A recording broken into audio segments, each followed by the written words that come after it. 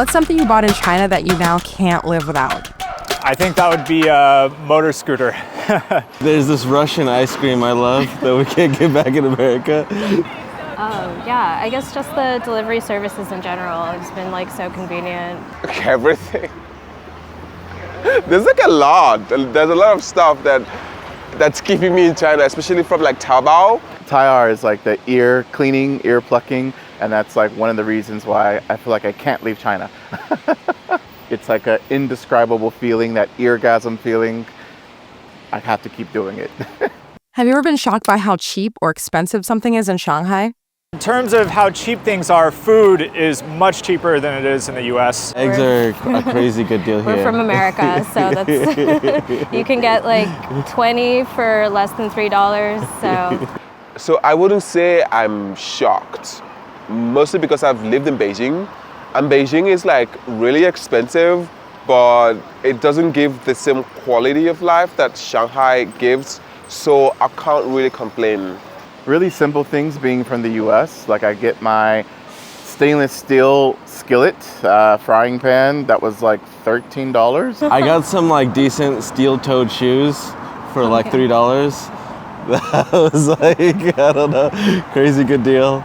I buy a lot of supplements, like health supplements, and like basically almost all the supplement companies in America, they buy it from Chinese factories and they ship it over in bulk, and then they like brand it, and then they mark it up an insane amount. So it's so expensive in America.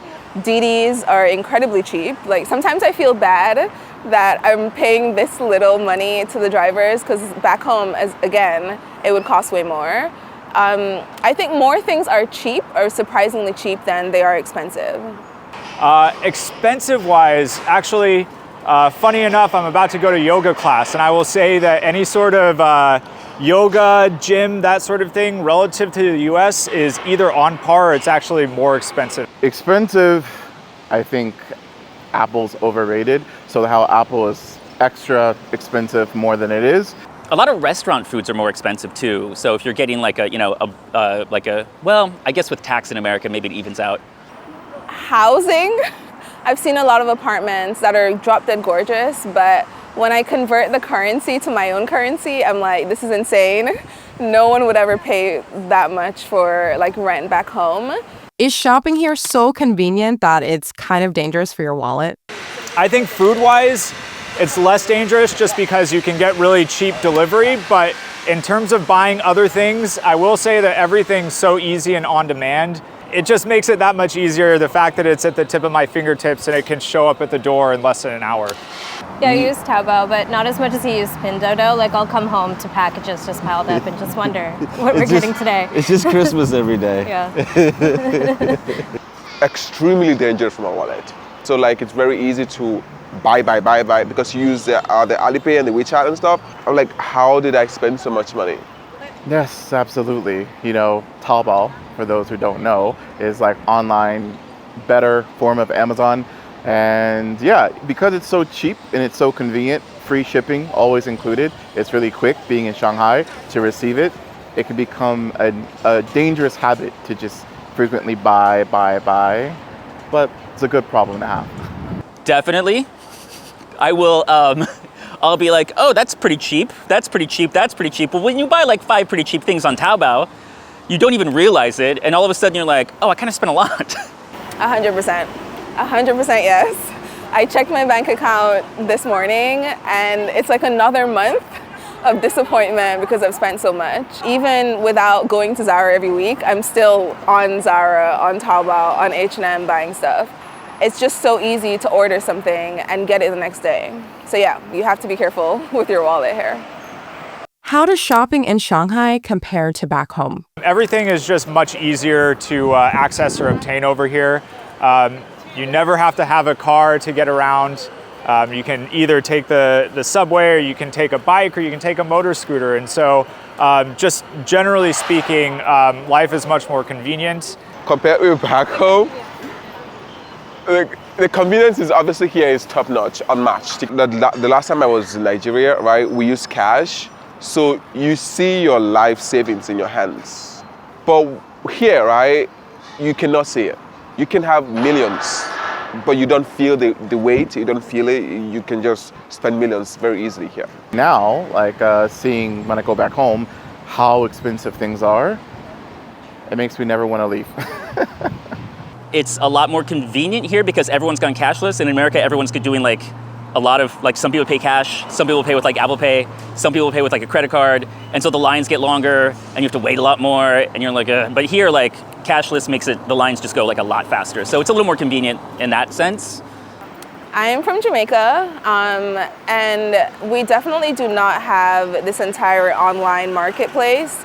You have to get in your car, drive to the store, and hope that what you want is there. So it's a completely different situation. What's your go-to way of getting food here? Cooking, eating out, or ordering in? I'm somewhat embarrassed to say that I almost never cook here because it's so convenient to either eat out or to order delivery. I'm a delivery girl. I'm totally lazy, waiting for, if it's like less than 30 minutes, I'm all over it. To get like jiaozi at like 2 a.m. is a lifesaver, you know? Without breaking the budget, you could just kind of, scroll a little bit, not really think about it that much.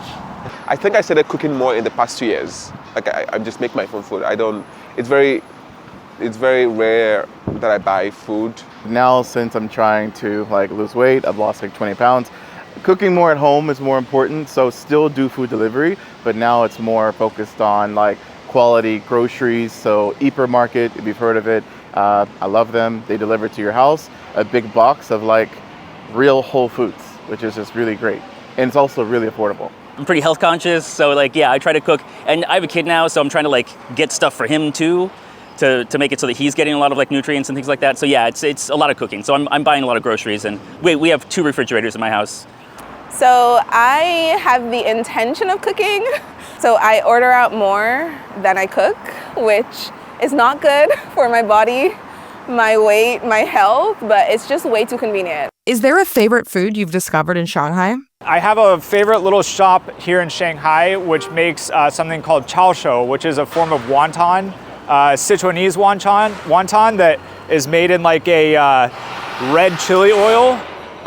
And I also get a little side of dessert. It's called lianggao. But overall, you can't beat a good hot pot. There's like this cow roast spot that's like walking distance from us that's open pretty late. It has an amazing like mushroom and garlic skewer. Oh yeah, oysters. Like It's just these sort of things that would be so expensive.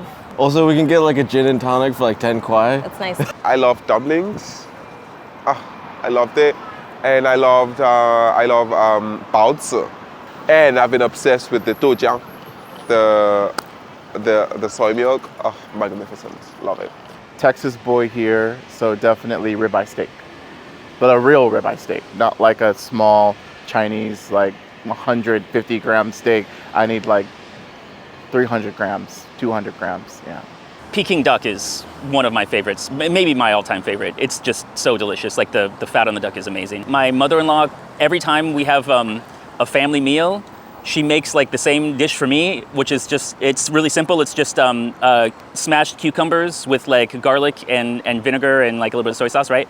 And I love that. Like that I'll just like hoover that up. Yeah, it's wonderful. Basically every form of tofu that I've literally never had back home, that's, I think, the standout dish. Also the noodles with the peanut sauce on it, I love that. And baozi, I have a baozi almost every day. So I'd say those 3. Does living here make it easier or harder to eat healthy? I gained like 20 kg right when I arrived.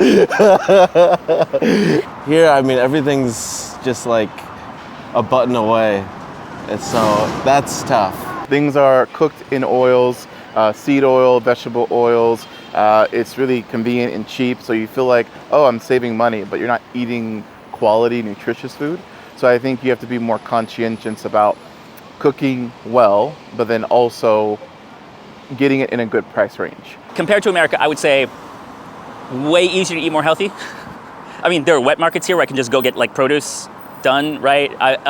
Everything in America is like really sweet, even stuff that you wouldn't expect to be sweet. it's definitely difficult. I think once I cook, then I know that I'm gonna have a healthy week.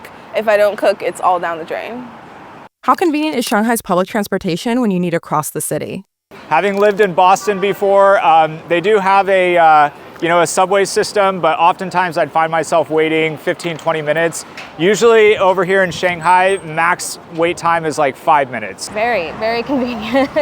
Yeah, very quick. They have trains basically every 4 to 5 minutes. I think why I haven't taken a lot of bus in Shanghai, because Shanghai is too beautiful that you kind of want to walk. It's pretty chill. No one's in any rush because the train will come every like 2 minutes. Yeah. So yeah, it's always dependable. It's the largest metro in the world, system in the world, but then also the cleanliness of everything is really top, no matter what you take, and also the price. Yeah, back home it took them about 20 years to build a line to the airport.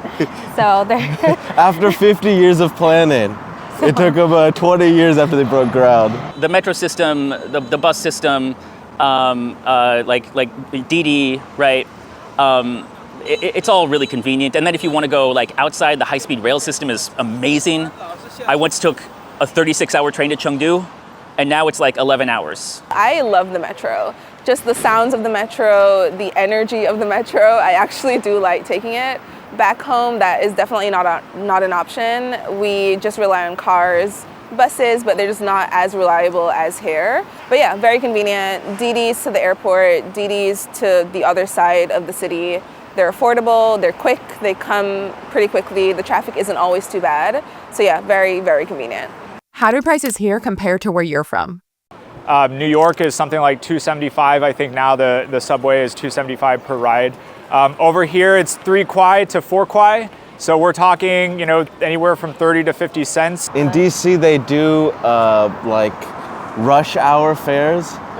So for like, I don't know, maybe like 1 day's trip in DC is like more than a week here. And I could take multiple trips here. In China here, everybody drives a car here, but everybody also takes the subway. And so everything it's kind of balanced out, right? But back home, we don't have a lot of subways and like, we just have buses, just travel by road and stuff. We don't have the subways and everything. Do you prefer getting around by metro, scooter, shared bike, or Didi? I think in terms of just overall enjoyment, it's the scooter. I love the metro. I like public transportation, but I guess it depends what time it is. But each one has their own benefits. I love riding the public bikes. It's one of my favorite aspects of being over here, especially when I'm together with friends. There's nothing quite like, riding out to a bar, riding on a nice summer day and taking in all the scenery. Yeah, I'm all about the Didi because I like to get places quick, and they have like amazing cars here.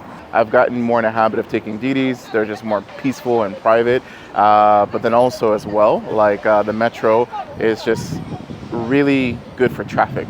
Scooters are where it's at. And I just like upgraded my scooter to get like 110 kilometers on a charge.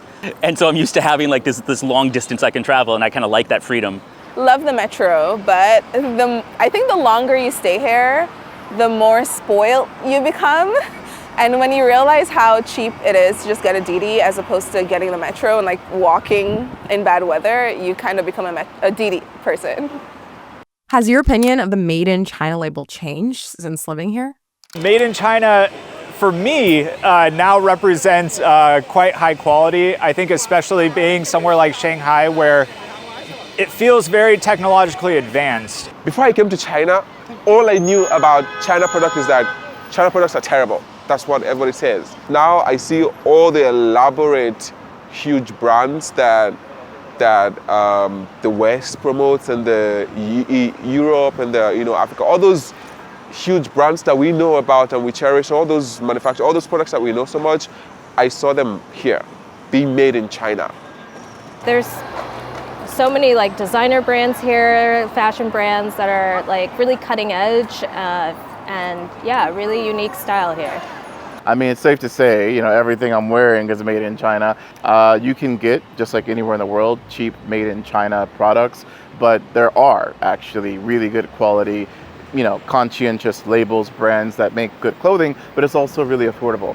I mean, I love Pinduoduo. Okay. So I'm willing to gamble on a cheaper thing, but I know if I pay a little bit more, if I even pay like the same price for like a shirt in America, I'm getting way higher quality here. I took a Didi in one place and I was inside like a new BYD. BYD is like a Chinese brand, Build Your Dreams, which is kind of corny, but the inside of it looked like a Tesla, but better.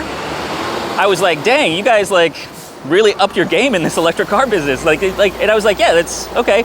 But yeah, the electric cars made in China seem to be a little more superior than what we have made in America, right? It's crazy to think that they had such a bad image. When I was growing up, it was such a negative thing.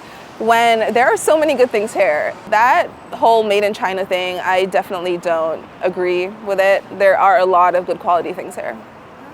How easy is it to find imported products here? Okay, I will say that I shop at Aldi, so I guess that is imported, but yeah, it's kind of a gray zone.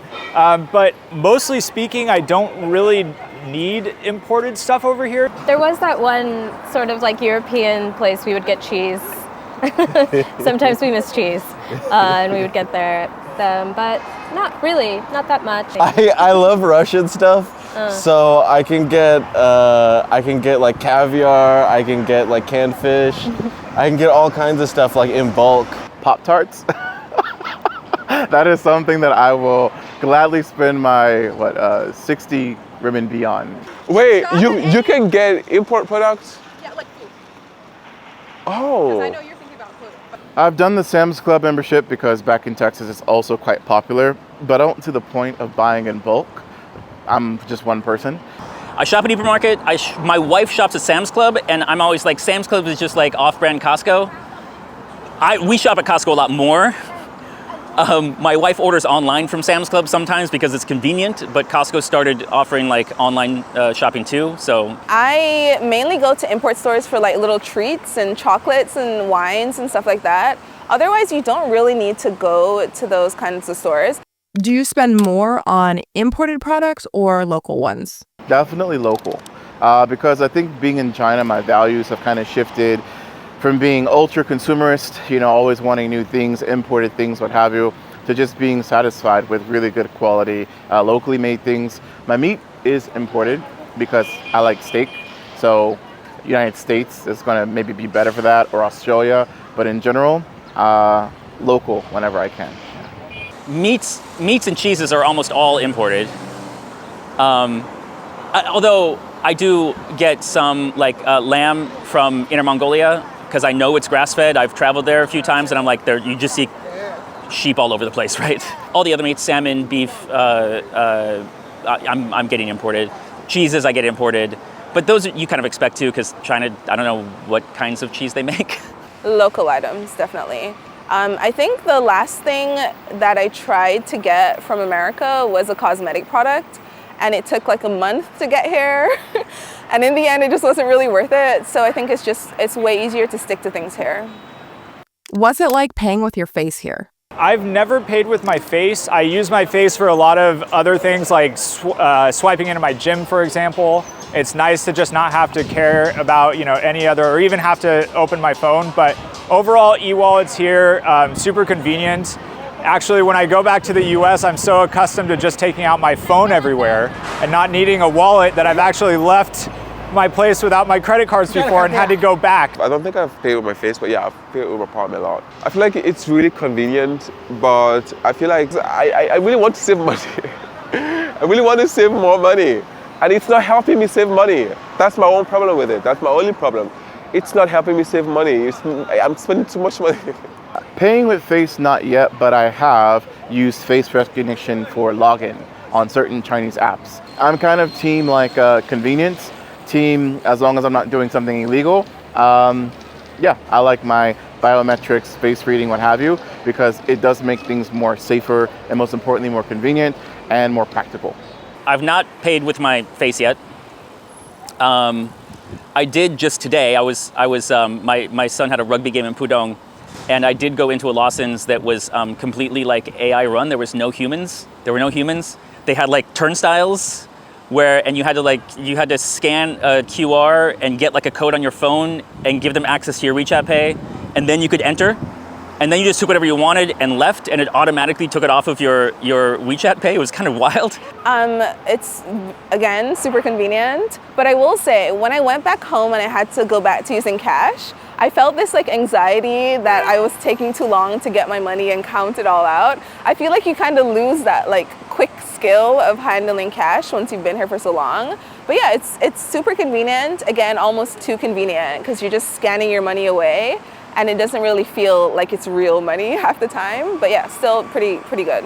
If someone back home asked you what day-to-day life is like in China, what would you tell them? I would say that I think they would be surprised at how convenient it is and the quality of life. I think overall, whether it be safety-wise, whether it be ease of transportation, whether it be just the friendliness of the people here, and really, from my personal experience, very open to other cultures. I would say overall, it's why I invite all my friends and family to come out here and see it for themselves. It's like living in the future. I mean, it's a future a lot of people want. The walkability of the city, the access and convenience. I don't feel like there's any spot of the city where I wouldn't want to live. It's very an even distribution development. I like to describe China as a dream fantasy land. That's one thing, that's only word that has made sense to me for a while, right? It's just a dream fantasy land where everything is just really easy. Everything is just really so different from everywhere else, you know. Everything is offered to you. You have everything you need. You just really need to do your bare minimum and you will survive, right? It's just really too good. In general, like it's really what you make of it. So I feel like the life here in China is really no different from what I would have anywhere else in any other country. It's a matter of creating that sense of routine, normalcy for yourself. And anything you want here in Shanghai, you can get that you have anywhere else, if not more. Yeah. You know what? One thing I would say was just I feel much safer in a lot of ways. Okay, so for one, there's like no violent crime to speak of, right? Like so I feel safer in that sense, right? But also, like if something happens to me, if I get sick or something, the hospital system here is actually really, really convenient. I can pay for it. I can go to a hospital. I can get it checked out. I can ask doctors to do like extra scans or extra tests, right? And they'll be like, okay, yeah, if you want an extra test, we'll, you know, if you're worried about it, if this, you know, you have some symptoms, so like we'll give you an extra test. I've never had a doctor say no to a test, right? And they're all pretty cheap, you know. I get out of there without you know, paying that much. And if it does cost a lot, insurance is simple and easy. Doesn't do anything. So yeah, that and no violent crime, I feel really safe here. I would say it's complicated. I think your experience here really depends on your job, your friends, where you live, what your social life is like, how much money you make. I think a lot of things can factor into you having a good experience or a not so good experience. But if you are the average foreigner, I think it's an enriching experience. It's a life-changing experience. It's not something you're going to regret. Day to day, it's very easy to live here. Once you get past the language barrier and you have all your apps, you have your bank account, I think you can get by a lot easier than you would assume. But overall, I can't complain.